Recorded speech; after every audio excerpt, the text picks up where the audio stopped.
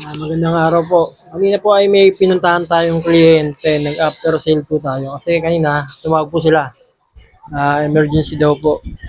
Namatay po yung inverter. Bali, 5 kilowatts po yun. Namatay po yung inverter.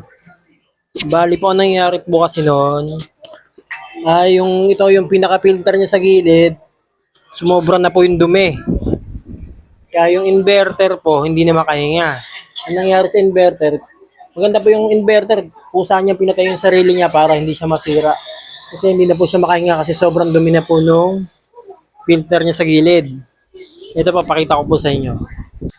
Ito po, bali ito po yung inverter na yan, fault po siya na fault po siya. Bali, ang ginawa ko po dyan, ay pinatay ko muna po yung unit. Tapos, nilinis ko po yung gilid. Yung dalawang gilid na yan. Kasi punong-puno po ng alikabok, kaya hindi po talaga siya makakanya. Kaya maganda po itong inverter na to. Maganda po itong si ECG 5 kilowatts. Kusa niya pinatay yung sarili niya para hindi siya masira. Nilinis ko lang po yung gilid na yan, naging okay na po siya. Ito po yung nangyari sa kanya yan. Nagpunta po tayo dito para makita yung unit po. Ayan, okay na po siya. Nilinis lang po yung gilid na yan.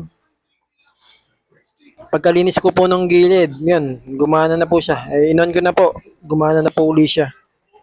Kaya kagandahan po nung itong inverter na to, maganda po siya. Maganda po talaga siya.